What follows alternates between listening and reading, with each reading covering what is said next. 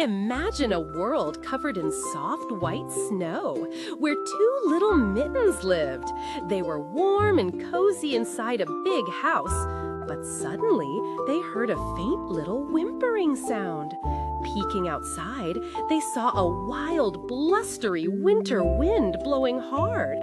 And then a tiny red-nosed puppy appeared, caught in the swirling snow.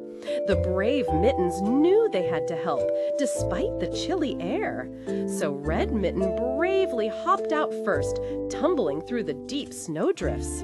Blue Mitten followed, a bit wobbly but determined to keep up. They finally reached the shivering puppy, who looked so very cold. Gently, they snuggled close, creating a small, warm haven from the wind. The grateful puppy nestled right between them, feeling instantly safer. Together, they carefully made their way back, step by snowy step. Finally, they found a cozy, sheltered spot, away from the harsh winds. The happy puppy gave them a tiny lick, showing immense gratitude.